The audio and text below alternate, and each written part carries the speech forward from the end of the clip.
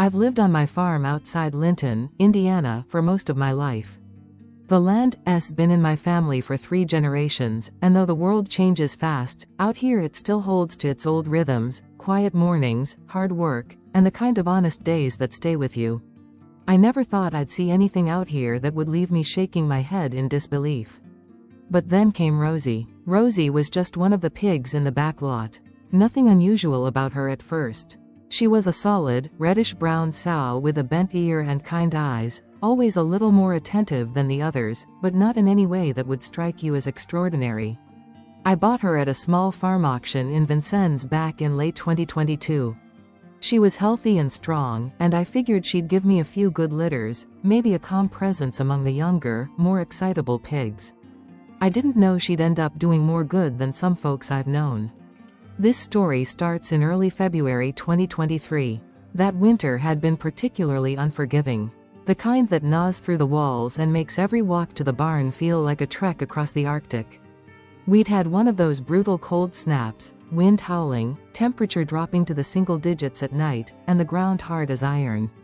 On one of those evenings, just past dusk, I went to lock up the coop and check on the animals. That's when I heard the whimpering. It was faint, almost lost in the wind. At first, I thought maybe one of the barn cats had gotten stuck in something, or maybe one of the neighbor's dogs had strayed too far. But the sound was desperate, sharp and panicked. I followed it, flashlight cutting through the dark, across the muddy patch behind the tool shed toward an old collapsed chicken coop we hadn't used in years. There, under the broken slats and wet hay, were 5 tiny puppies. They couldn't have been more than a few days old. Their eyes were still shut, and they were shivering so violently that their little bodies jerked with every breath. Someone must have dumped them there. Probably drove up the back road that cuts through the east field and figured they'd just leave the litter where no one would see. No note, no crate. Just cold dirt and bad conscience. I knelt beside them, unsure what to do. I had dogs before, sure, but not newborns. Not abandoned like this. Their mother was nowhere in sight. I knew they wouldn't survive the night out there, not like that. I ran back to the house, grabbed a couple of old towels, wrapped them up, and brought them into the main barn. There, I turned on the heat lamps I usually used for the piglets. But it wasn't going to be enough.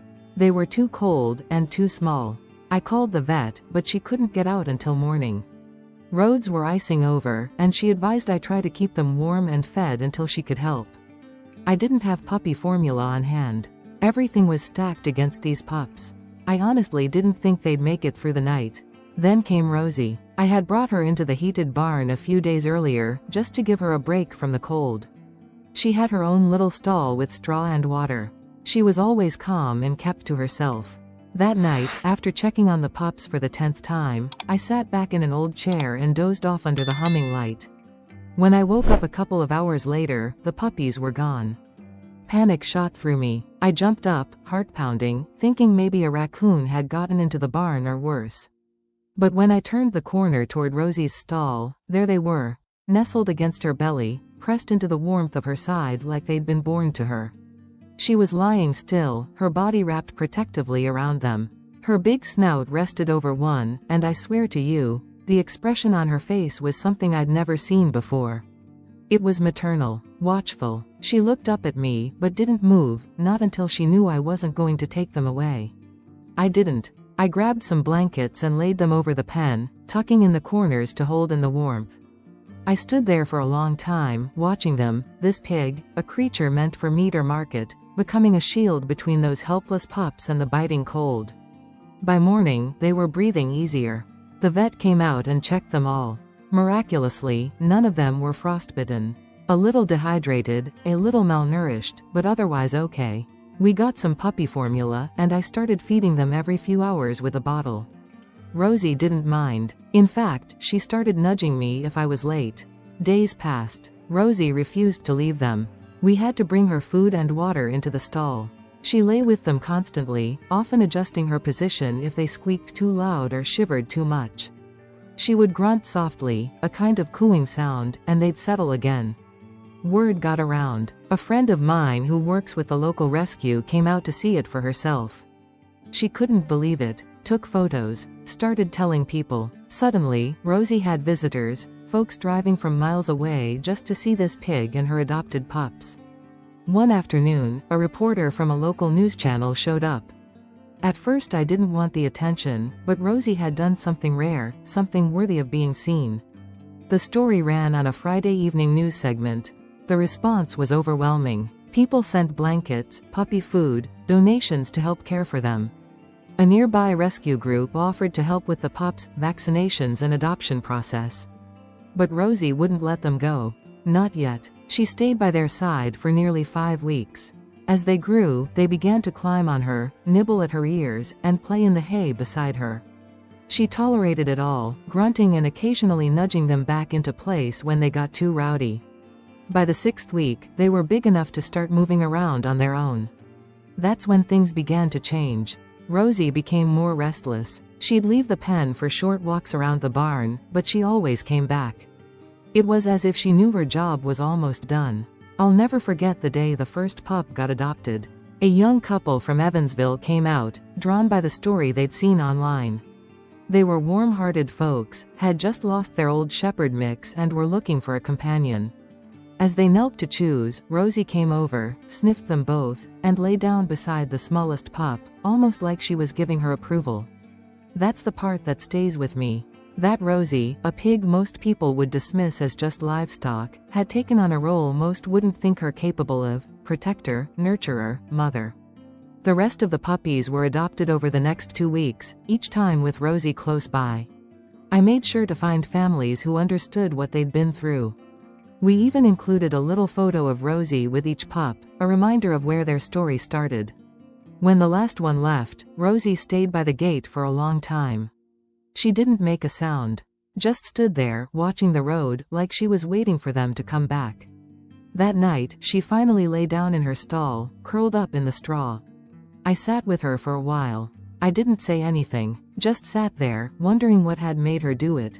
Instinct? Compassion? Something we humans can't explain? I still don't know. But I do know this: Rosie changed the way I look at animals. At life. And though she went back to her usual quiet routine, something in her stayed different. Stronger. Wiser. Like she'd carried the weight of something sacred and passed it on. That's not the end of her story, though. Something else happened, just a few months later, something even stranger. But I'll get to that.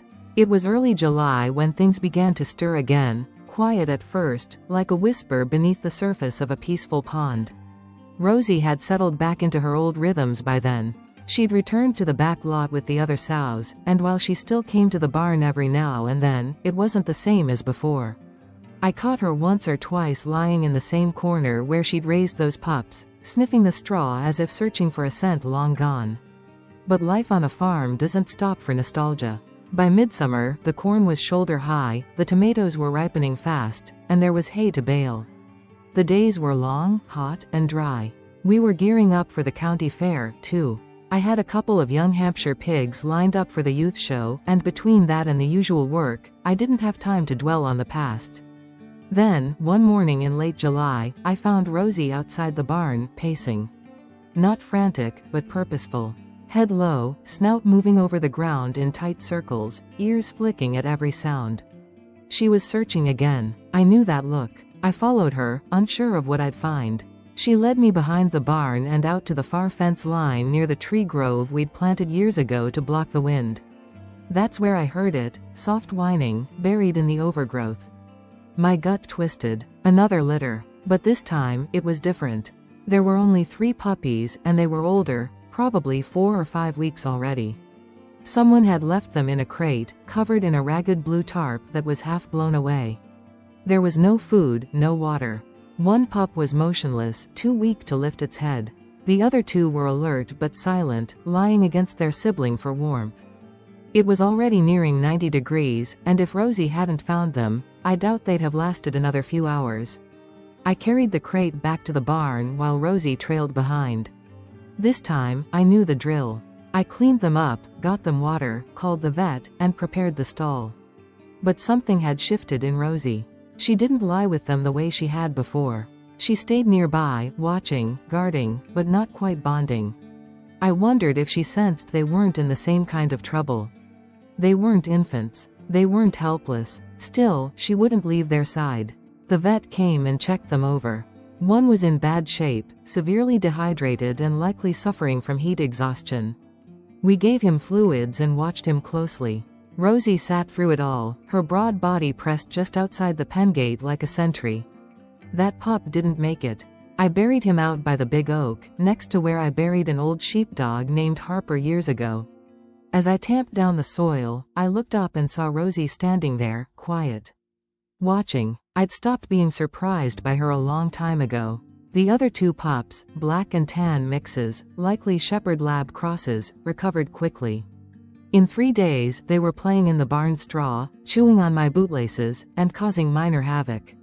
Rosie kept a loose distance, often lying just far enough to stay out of reach, but never too far to step in if they squealed too loud.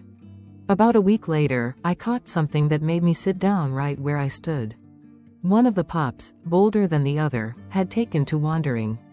I'd usually find him halfway up the barn aisle, trailing a feather or chewing on an old glove. This time, he'd gotten himself caught in a loose bit of baling twine near the hay rack. Before I could move to free him, Rosie was there.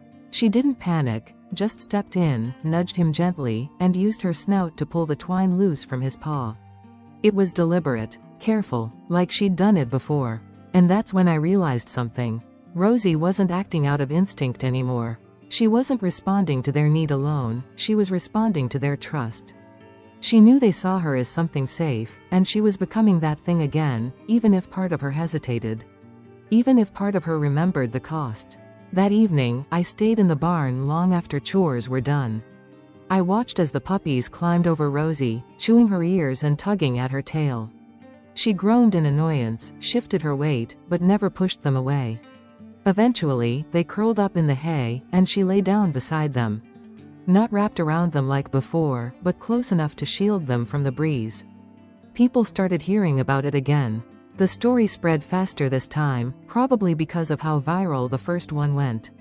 A local rescue called me up and offered to help with the adoptions. They remembered Rosie. Everyone remembered Rosie. I said I wasn't ready this time. Maybe it was selfish, but I wasn't going to let these pups go just yet. Something told me Rosie needed more time with them, and maybe I did too. I found myself sitting in that barn more nights than not, watching her sleep with those puppies nestled beside her, their little feet twitching with dreams. And then, something else happened. It was around the second week of August when the first coyote came close. Coyotes are nothing new out here. You hear them most nights, see their tracks near the edges of the fields. I've lost chickens and even a lamb or two in years past. But they never came this close to the barn. That night, I was in the house when I heard Rosie's alarmed grunt echo through the stillness.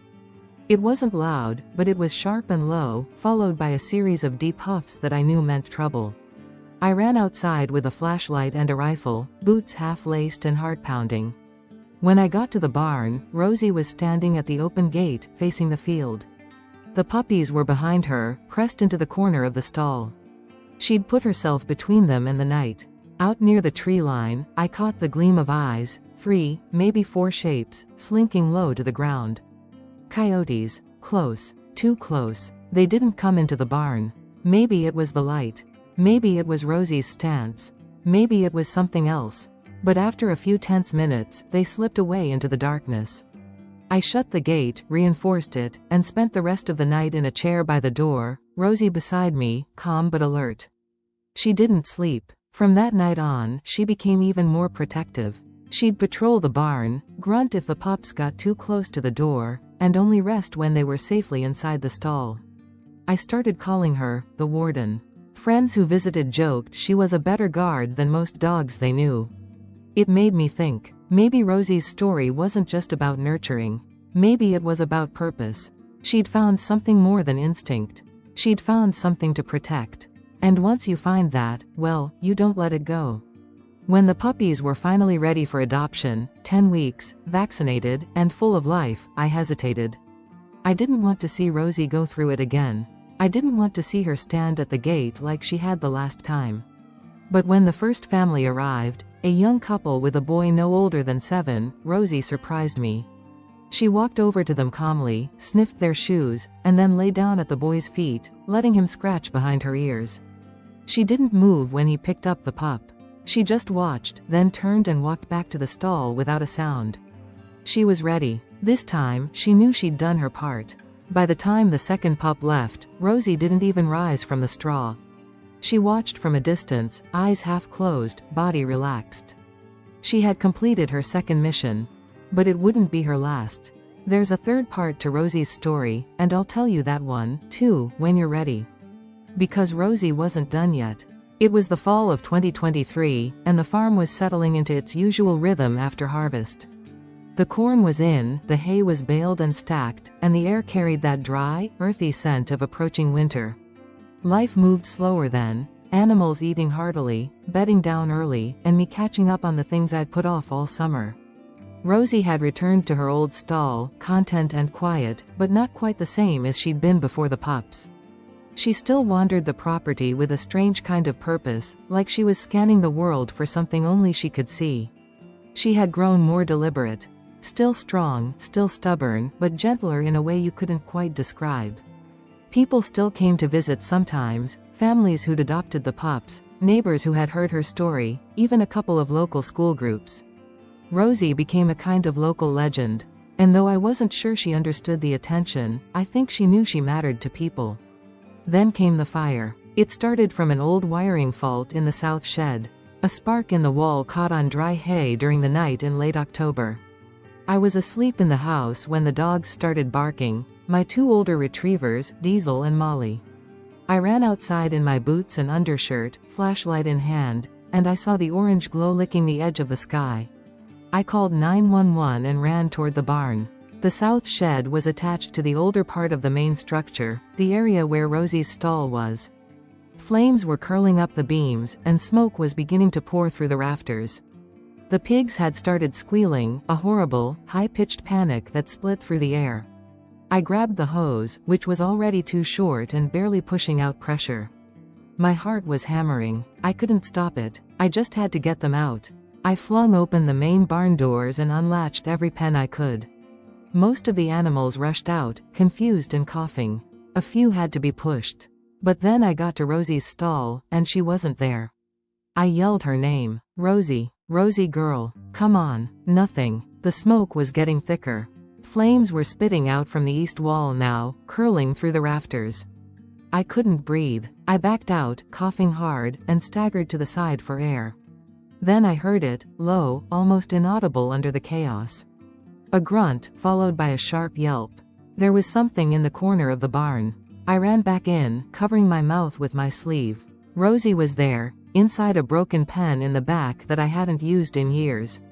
And she wasn't alone. 2 puppies. Tiny ones. Strays. To this day, I don't know where they came from. Maybe someone dumped them again, people still do, unfortunately. Maybe they wandered in on their own. But there they were, hidden under the old feeder in the far corner of the unused pen, tucked into a nest of straw. And Rosie had found them. She was standing over them, body arched protectively, snout turned toward the heat, grunting low. Smoke was curling around her, and still, she didn't move. Not until I shouted, "Rosie, come on, girl. Let's go." She looked at me, then back at the pups. And then she did something that still breaks me to think about. She used her snout to nudge them toward me. One by one. Not running, not bolting, just slow and steady, until the first one bumped into my boots. I grabbed the pup, tucked it into my jacket. Then the second. I called again, "Rosie, let's go." But she didn't follow. She turned and ran back into the pen, one I hadn't seen fully before through the smoke, and came out carrying a third puppy in her mouth. That's when I realized she'd known about them for a while. She must have been caring for them quietly. In secret. That's just who Rosie was. I don't know how long they'd been there. Days, maybe longer. And Rosie, well, Rosie had taken it upon herself to keep them safe. Again. Without fanfare, without help, without me even noticing. I scooped up the third pup and started backing toward the barn door. Rosie followed, coughing now, stumbling slightly. She was bigger than before, older, slower. But she made it out. Just barely. By the time the fire trucks arrived, the front half of the barn was gone. They managed to stop it from spreading to the house and nearby sheds, but the loss was heavy. Equipment. Hay, some of the old feed system I'd been patching for years, and part of the roof over Rosie's original stall. But Rosie and those pups, those lives, were saved. After that night, something changed on the farm. People didn't just remember Rosie anymore, they talked about her. A couple of the rescue volunteers started calling her the matron. The fire department gave her a little plaque for courage and compassion in the face of fire. The local paper ran a front-page story, "Rosie the pig saves 3 lives." She didn't know, of course. She didn't care about the attention. But she did keep those pups close. Just like before, she nursed them, not with milk, of course, but with warmth and patience. She nudged them to sleep, let them crawl over her, and, when they cried at night, she was always the first to reach them. By winter, those pups were ready for homes. But this time, I didn't let them all go. I kept the smallest one. She was black with a white patch over one eye, scrappy but sweet. I named her Maple because she came into our lives as the leaves were falling. She and Rosie became inseparable. Maple would nap beside Rosie, follow her through the fields, and lie against her belly under the sun like she belonged there. Rosie never had another litter. But she didn't need to. By then, everyone on the farm, and most of the county, knew what she had done. 3 times now, she'd stepped in when no one else could. When someone failed to protect, Rosie stood up in their place. Not because she had to, but because it was simply who she was. She passed away quietly in the spring of 2024. One morning I came out and found her lying in the sun beside the barn, with Maple curled up beside her. She looked peaceful, at ease, like she knew her work was done. We buried her near the grove at the back of the farm, next to the oak tree, where the first puppy she ever tried to save had been laid to rest. We carved her name into a stone and placed it beneath the tree.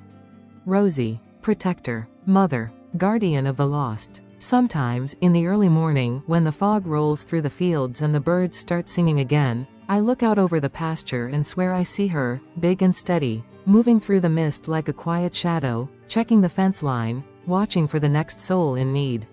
She was just a pig. But Rosie taught me more about loyalty, love, and responsibility than I'd learned from most people.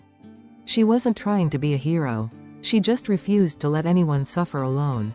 And that, I think, is what made her unforgettable.